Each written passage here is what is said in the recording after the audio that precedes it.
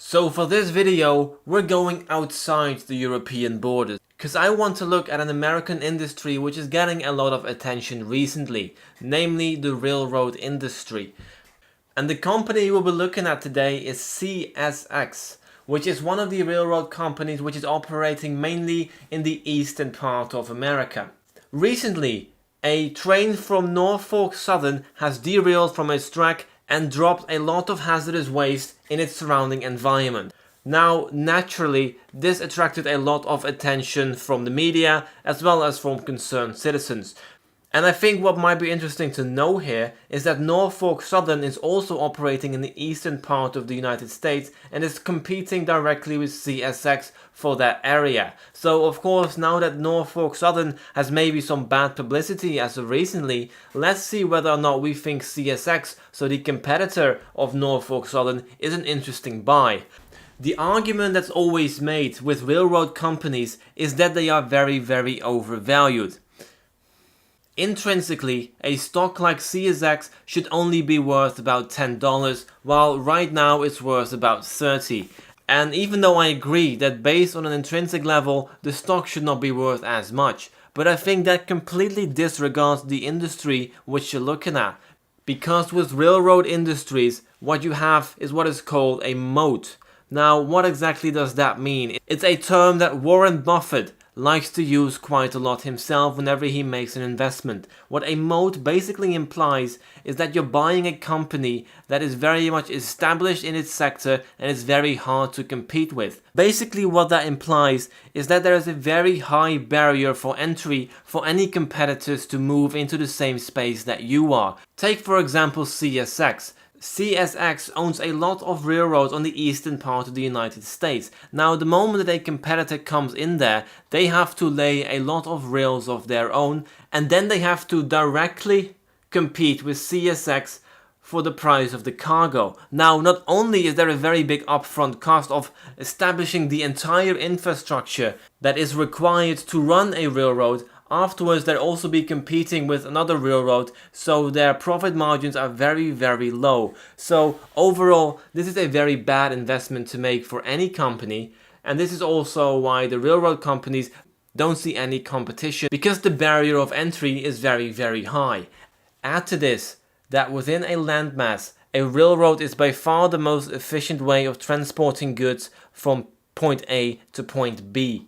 So when it comes to that, railroads will always play a part in our economy because it is simply the most efficient way of transporting goods. So both these factors, the fact that there's a very high barrier of entry to get inside this business, as well as the fact that railroads are going to be around in the future because it's simply the most efficient way of transporting cargo, makes it that railroad companies have a very high moat and a very high safety of investment because they're not going anywhere and they'll be needed for a long time, maintaining their current cash flows. So of course, when you evaluate a company like CSX, which is a railroad company with a very high moat, I think it's only natural to take that information and use it as part of your analysis, because of course that's going to be factored into the price. And I think the moment that people disregard a company like CSX because it's trading well above its intrinsic value is just a very short-sighted manner of looking at the stock. So in this video, what I wanted to do is have a look at the financials of CSX and using the multiples that they have been given in the future to try and project this company outwards about 10 years, and let's see whether or not if we buy the stock today and hold it for a decade, if we can expect to beat the market.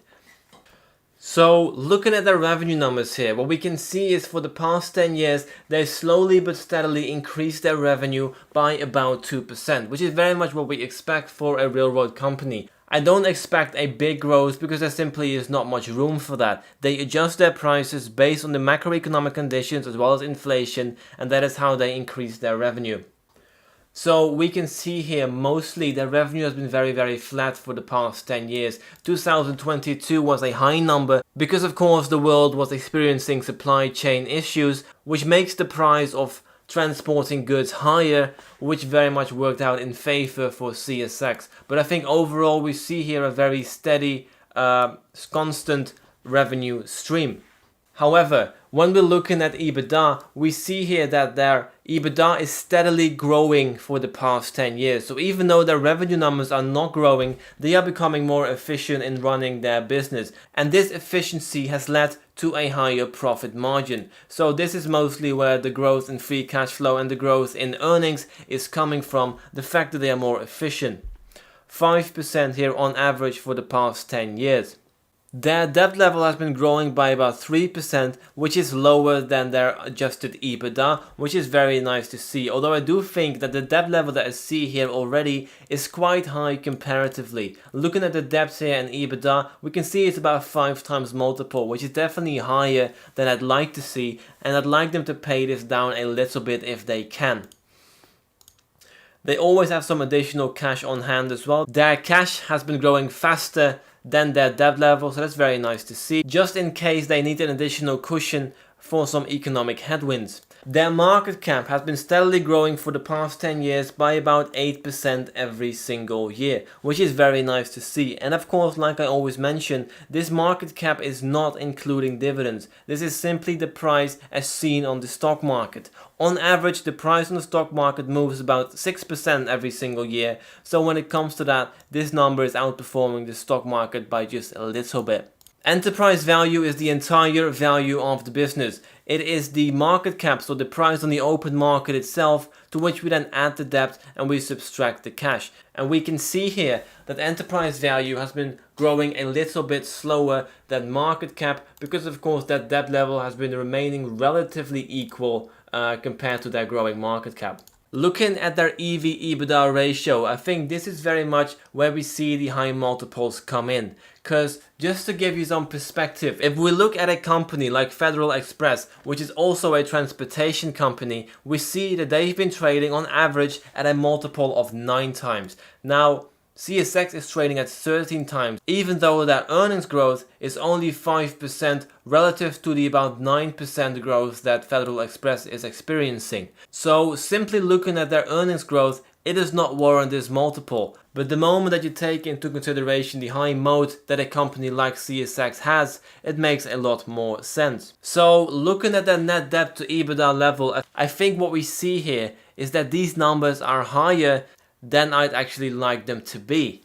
Overall, I always look at a company which has a debt level of below 3 times, because after the 3 times ratio, debt becomes more expensive.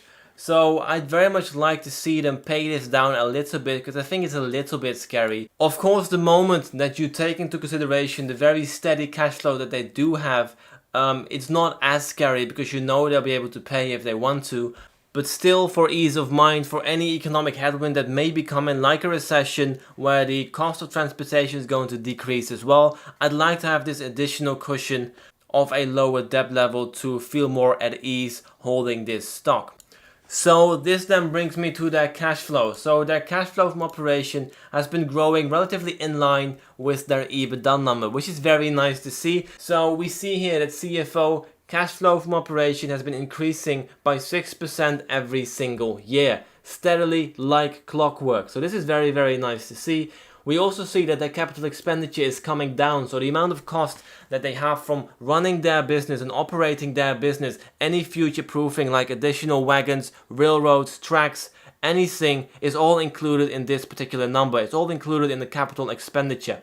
And this number is coming down. So while their cash flow is increasing, their costs are decreasing, which very much increases their overall profit margin and cash flow margin, which is of course the cash flow that's going to you as an equity holder. So this is very, very nice to see. We see a very growing cash flow.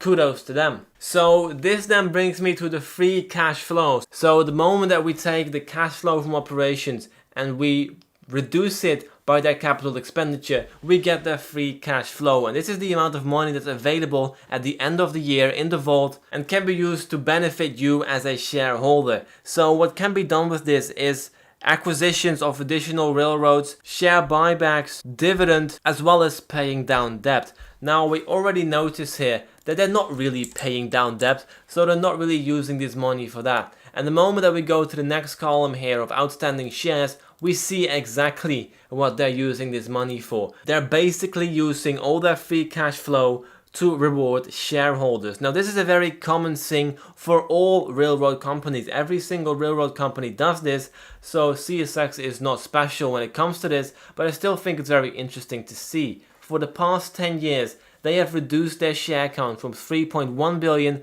to 2.1 billion. So they have reduced the shares outstanding by 1/3 in 10 years. So the moment you possess 10% of the company in 2013, you now own 15% of the company in 2022. Not because you're buying additional stock, but simply because CSX is buying back the stocks on the market and basically ripping them up, increasing your percentage ownership. So this is very nice to see. They are rewarding shareholders like crazy, maybe a bit too much sometimes. I would like to see them pay down their debt, but still, this is very nice for any shareholder to see. I think it's important to note that on top of this, they also pay a dividend, which is increasing every single year, mostly because they are reducing the amount of shares outstanding. So they also reduce the amount of shares they have to pay a dividend on, so the amount of dividend per share is increasing. And it is fueled by the fact that their free cash flow is increasing, but also by the fact that the amount of shares outstanding are decreasing. So both these columns work very much in your favor to really increase the amount of free cash flow that you can expect per share for the past 10 years. Started at $9.50 here in 2013 and has risen all the way to $31.08 in 2022. Their overall free cash flow trend has been around 4.1%, whereas the last 2 years has been a bit higher than this. So this then brings us into the business of trying to forecast the company of CSX. So looking at their earnings for the past 10 years, we can see a very steady growth rate of about 5% every single year. Because I want to be conservative whenever I make my projections, and if my conservative projection beats the stock market, that's when I'm going to be interested in the stock. So when it comes to EBITDA growth, for the next 5 years, I'm going to give them 4% every single year. Even though historically they've been doing more than this, I do think the revenue of 2022 might be coming down the moment that supply lines are going back to normal. So I think it's important to factor this in, and I'm doing this by giving them a lower EBITDA growth than they've been doing for the past 10 years, which includes this final 2022 number.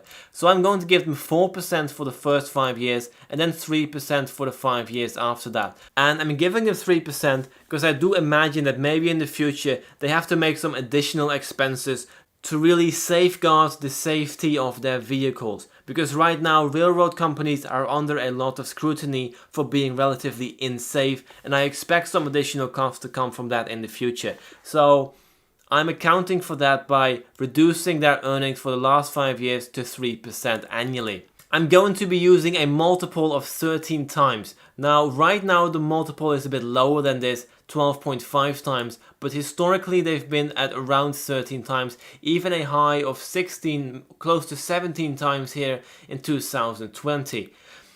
So I think 13 is a relatively conservative estimate and probably what we can expect as well in the future to come.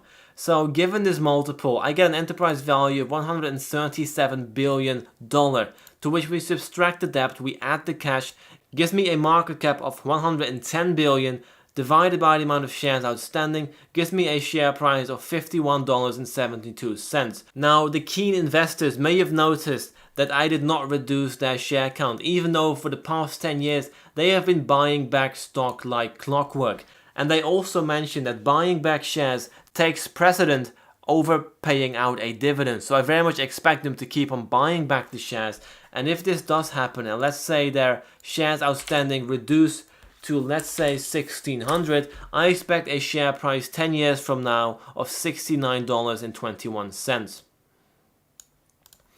Looking at free cash flow, what we can see, like I mentioned, for the past 10 years, their free cash flow per share has been increasing like crazy by 18% every single year. Because their free cash flow is increasing and because the amount of shares outstanding are decreasing. And I think 18% is a bit high here for a future projection. So I'm going to bring that down, and I'm going to bring it down to 10% for the next 5 years to account for the fact that I do think their revenue will decrease here in the next few years. So I just want to take that into consideration. I'm going to grow their free cash flow by 10% for the first 5 years and then 8% for the 5 years after that. I'm also going to be using a free cash flow yield of 5%, which is higher than they've been doing historically. Historically, they've been at 4%, which then gives me a stock price of 103 euros and 12 cents.